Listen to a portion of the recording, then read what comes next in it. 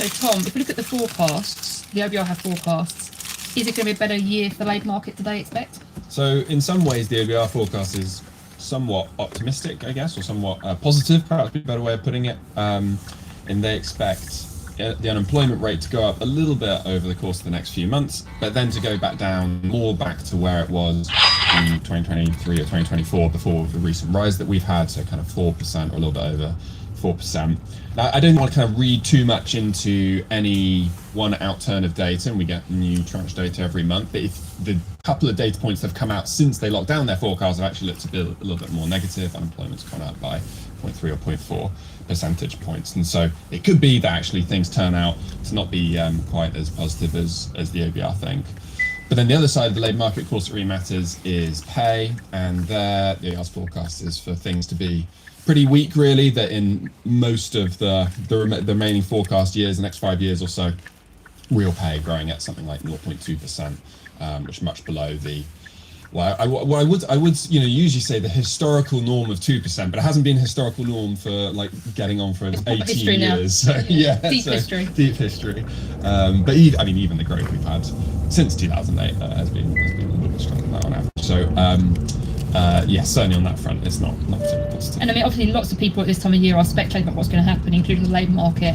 And if you look at all those speculations, there's kind of concern in all of them about how policy may be affecting these things. So we had the rise in employer NICs, higher minimum wages, maybe higher employment rights coming in.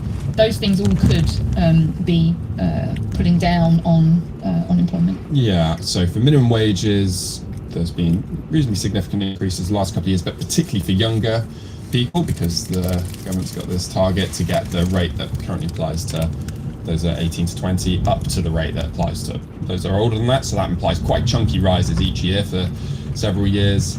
Rise in employer NICs, as you said, so that increased the cost of hiring for employers, and the Rights Act. So that's going to be coming in different bits and pieces coming in over this year and over next year.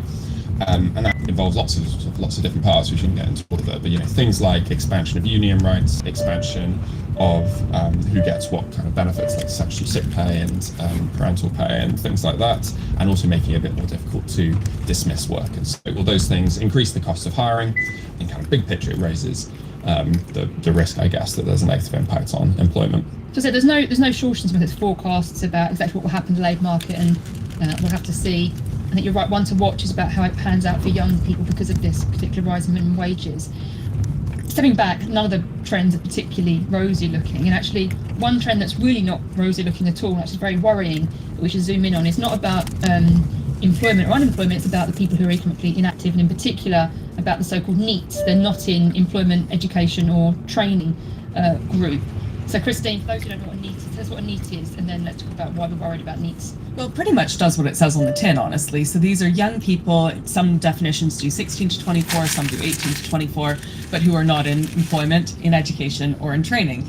And that's a worrying group, and we particularly worry about young people for that group, because if you start out your labour market journey not really engaged with either useful training or with useful work, it's really hard to then get that foot back on the ladder, and so there are pretty big long-term consequences for starting out your life in this kind of disengaged or detached group. And that's worrying because there's a lot of these people. There's about 880,000 18 to 24-year-olds in this group, knocking on for 1 million if you look at 16 to 24s. What share of that is the total? So that's about 15% of the 18 to 24 population, which is pretty big. That's down slightly from the highs of a year ago, but it's still up quite a lot compared to what we saw even 2 or 3 or 4 years ago, where it was more like 11 or 12%.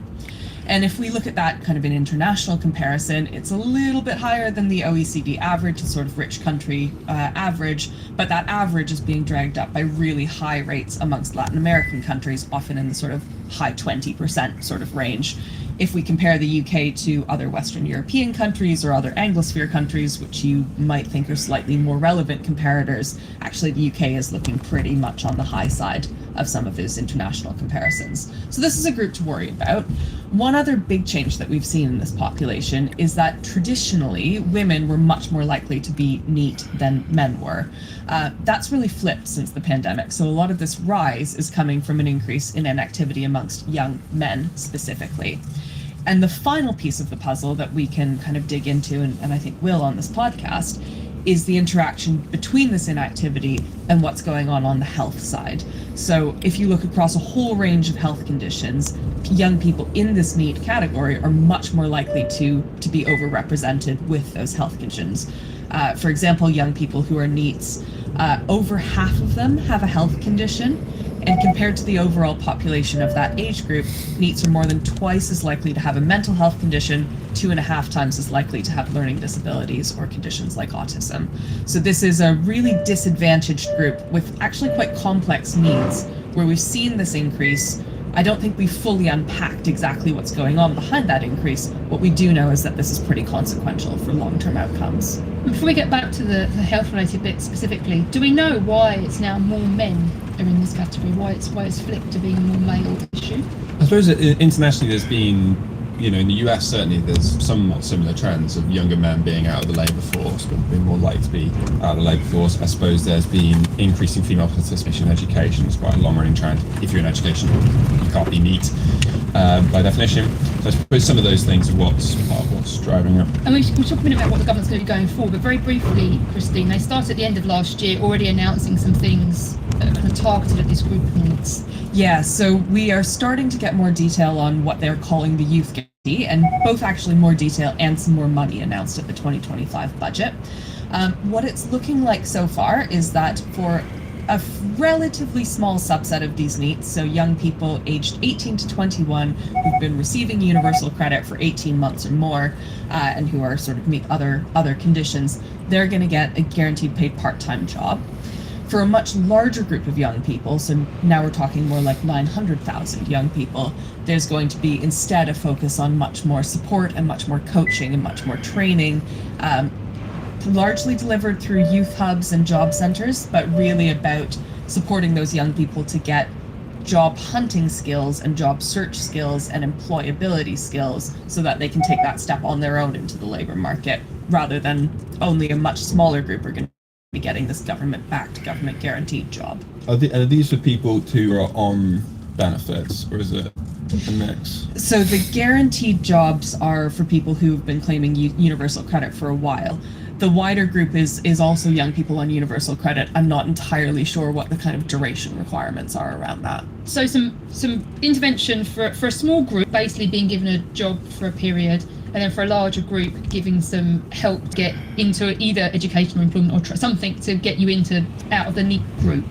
And that's a sensible thing to want to do. Like, this is a sensible group to try lots of different policy levers. I would say that when we look at international evidence, this is a hard group to help, and it's pretty tough for government on its own to design programs that look like they're actually going to move the dial in a significant way here.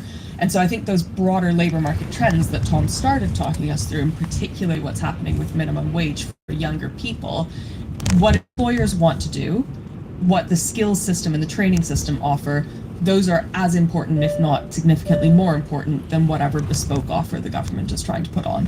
And then looking forward, Tom, so they've already done some things, but now they've launched a new review headed by Alan Milburn, looking at this group of NEET. What are we expecting from that? The goal is to look at why have we seen this increase, and then to think about what kind of policy solutions there might be. I think it's pretty tricky. Some of the things that Christine was outlining kind of touched on this is there's a high degree of health problems amongst this group. They might be more likely to have low educational qualifications, and then you might also worry about these broader labour market trends as well. So kind of unpicking, what's the contribution from these three different things is going to be quite difficult. I think perhaps because of that, and because it's difficult to know what the best programs are, there's probably a case where doing trials actually could be really useful. The government could test out, half a dozen different approaches and see what works. I think one thing that would be worth trying to avoid is that, there's a way you could get the NEETs number down, but without kind of positive long-run consequences, right? So if you get people into training, even if it's kind of quite low quality training, it doesn't improve their human capital and stuff, it will get NEETs down because there will be the T of NEET, will be training, but that doesn't mean it's like a good use of government money. Or similarly, really, if you got them into, low quality part-time work, that doesn't generate much in the way of career capital and those kind of long-running career progression that people want.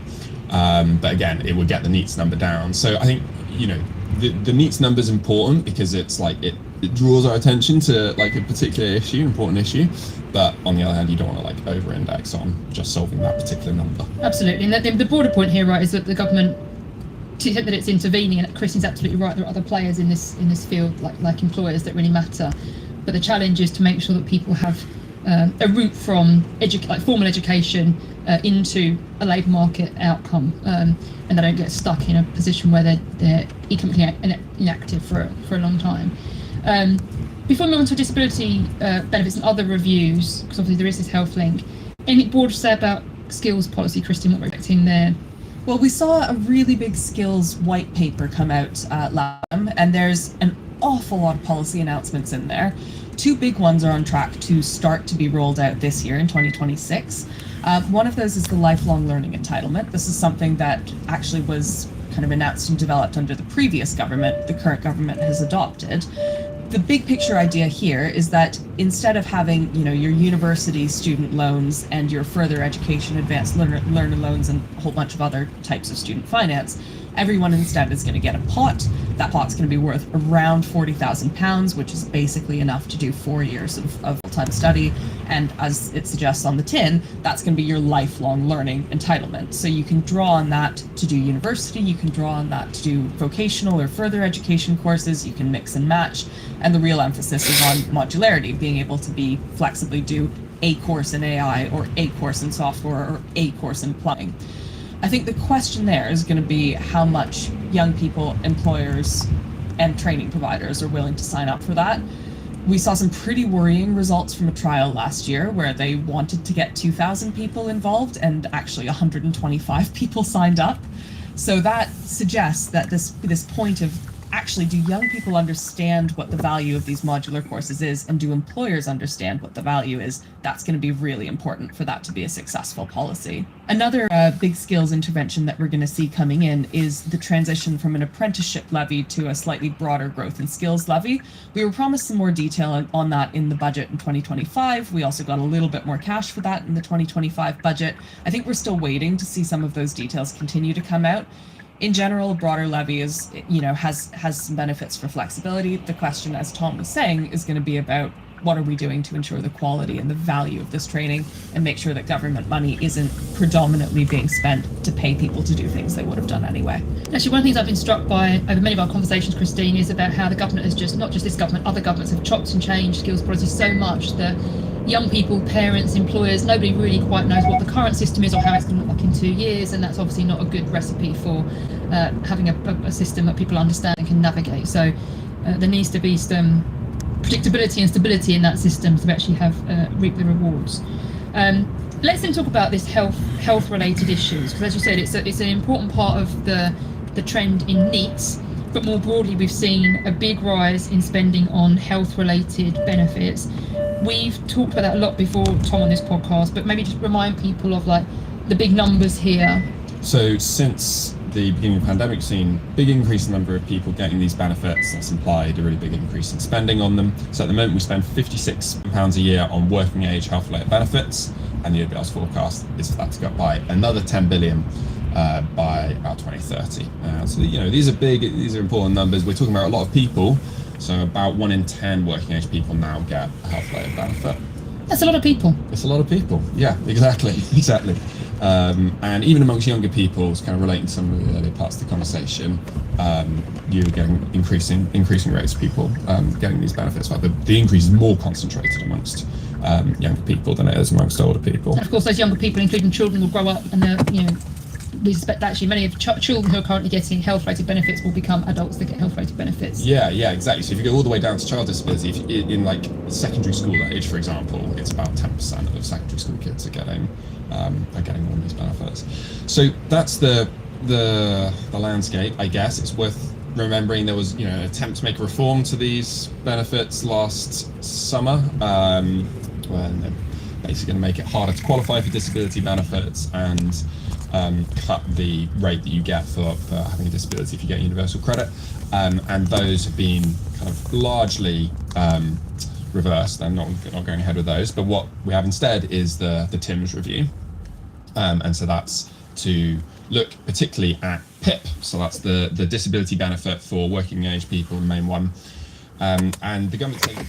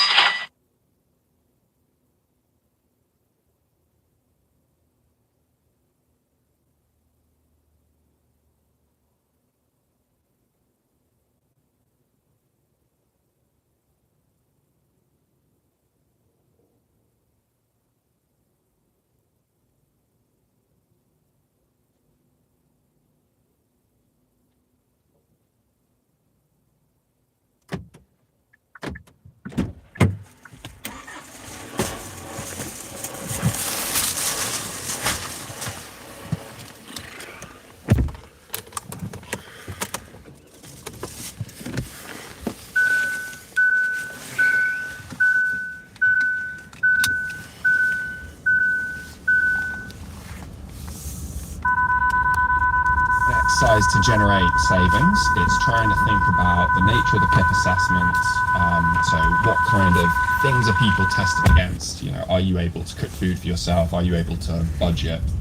Are you able to get around? All these sorts of things.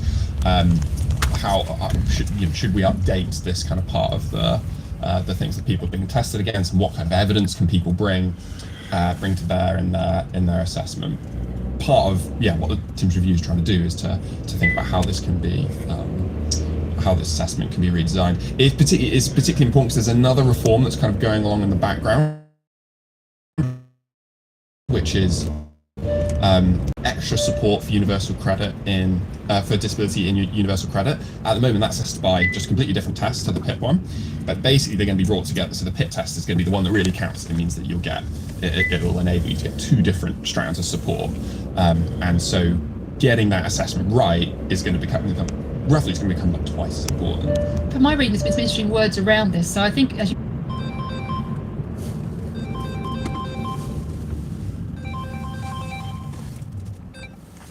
Halo.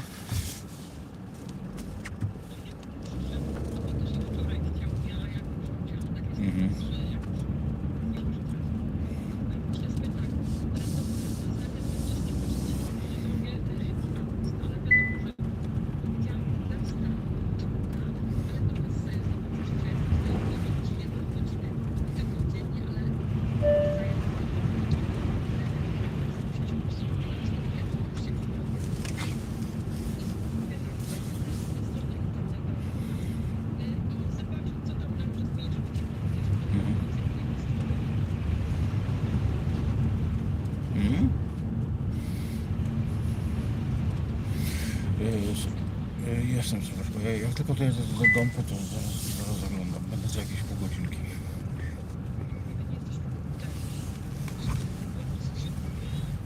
Ojej.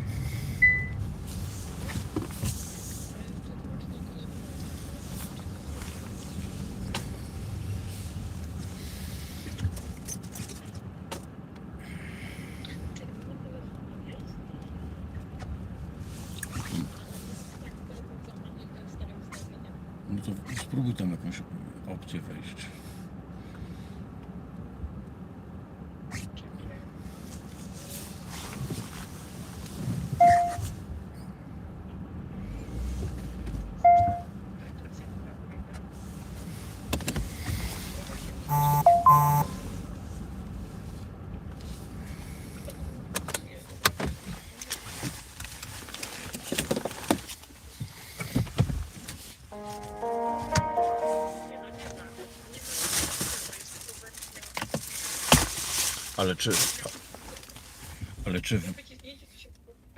Ale czy w mobilnej się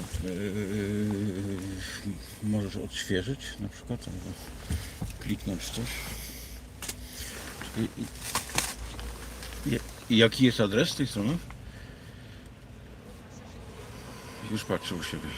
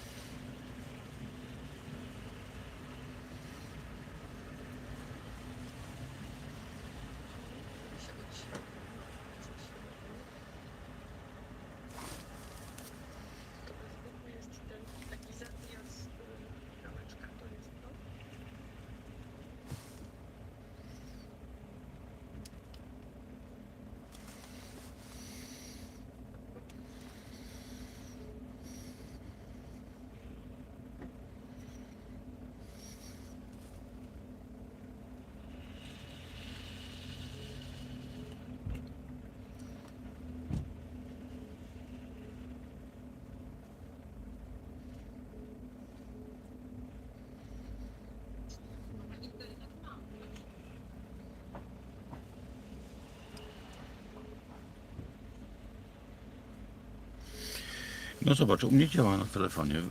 Wysłałem ci. Zobacz. Wysłałem ci z paskiem adresu, gdzie jest dokładny adres strony. Może pomyliłaś się na przykład?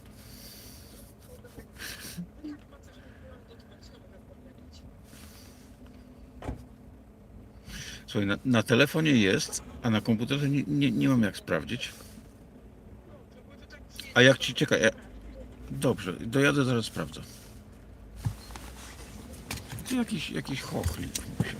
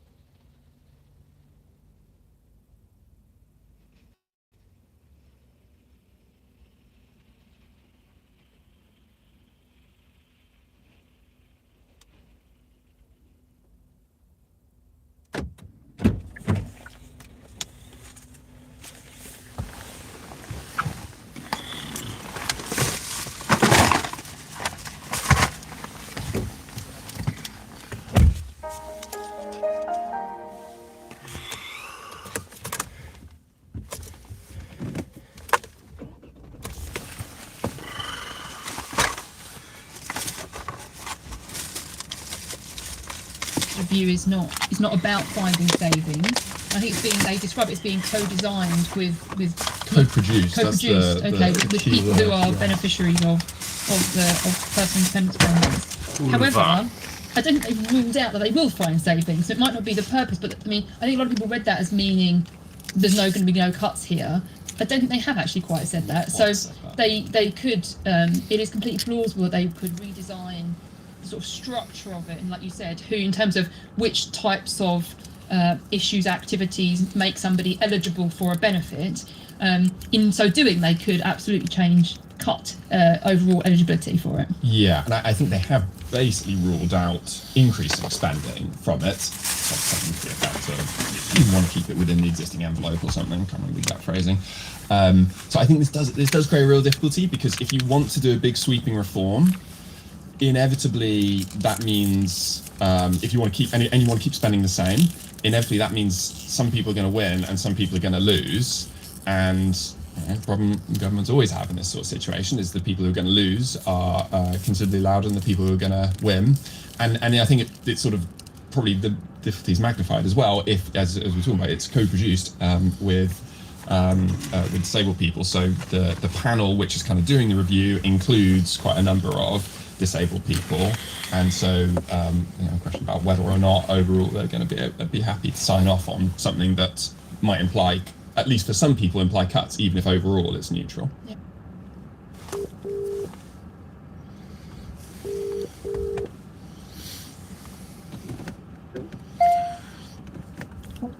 Sylweczko? No jedziesz, dawaj. Słuchaj, bo ja korzystam z internetu z innego telefonu, do tego angielskiego, dlatego zapomniałem go w samochodzie, a byłem w sklepie, wiesz, dlatego rozłączyłem. Słuchaj, co chwilę coś, kurde, i jeszcze tego brakuje. Ale w jakiej sprawie ty teraz dzwonisz? No, żeby przeprosić, że to z mojej winy się rozłączyło. Ale nie, absolutnie nic nieważne. Włodziu, jedź do domu i odezwij się, jak będziesz miał wiadomość, co jest ze stroną, bo ja tutaj siedzę przy rozliczeniu z księgową. I pamiętaj, stare zwyczaje nie działają. Jeżeli się denerwujesz na coś, to nie dzwoń do mnie i na przykład nie mów, że wszyscy coś od ciebie chcą, w tym ja. Po prostu nie odbieraj telefonu, jak na przykład nie masz dla mnie czasu albo jesteś zajęty i ja to zrozumiem. Dobrze? Dobrze. Ale jak odbieramy, to się cieszymy swoją obecnością. Mhm. Dobrze? Okej. Dobrze, uciekam, bo mi tutaj księgowa jest. siedzi. Dobrze? Na linii? Na razie. No pa, kochani. For very large portions of their life. So it's not maybe like an unemployment benefit where you could sort of do a policy that only affected new claimants and they also roll people onto a new system. I mean, if you didn't apply it to current claimants, then you've got a very long lead time. So it'll be an interesting one, not just in terms of what a new system looks like, but also in terms of what a transition for people who are currently getting those benefits look like. So definitely one to watch out for there. As you said, Tom, I mean, the government tried and failed to get reform through last time, so they'll need to plan really carefully how they try to get this past the backbenchers. Another issue we should maybe touch on, Christine, is special educational needs and disability, so SEND. We've talked about this a lot in previous episodes, including in one of our The Kids OK series last summer. But I've seen lots of videos this week of Bridget Phillipson talking about a national conversation on SEND. So yeah, maybe recap for people who haven't heard all our previous episodes, kind of what's going on there and what we think is going to happen. Yeah, I feel like this is the podcast where we take lots of acronyms and then say, look, they're going up really, really fast. So we've had NEAT, we've had PIP, now we've got SEND. In common, SEND spending is going up really quickly. So throughout the 2010s, we saw around 3% of kids on education, health and care plans, which is the sort of highest tier of support. That's now more than 5%. It's forecast to be around 8% by the end of the decade. So this is going up really quickly. And that has big price tags attached to it. What we saw in the budget last year for the first time is official forecasts for how that budget might evolve. And there's due to be about a £6 billion shortfall by 2028 between what the Office for Budget Responsibility thinks that the spending need will be and what the actual funding implied by the spending review stands to be. So this is going to be a big fiscal issue. More importantly, and I think very much in common with what Tom is setting out, there's much bigger questions around system design here. So what we've seen is a system where the entitlement for those who get it is quite generous because you have very strong legal entitlements. The amount of money has gone up by less than the sort of total amount of pressure or demand in the system. And so the people who don't get that designation, who lose out on that ticket, really don't get very much support at all. So that sets up this kind of all or nothing system. Also in common with what Tom was saying, there are other incentives going on in the system, because if you get an education, health and care plan, you get other benefits with that as well. You get often preferences in which schools you can attend. You might get extra time on your exams in ways that may or may not correspond with exactly the health need that you have. And then the third piece of this, again in common with what Tom's setting out, is we really don't have very good evidence on how to actually help these children and how to compensate for the additional needs that they have.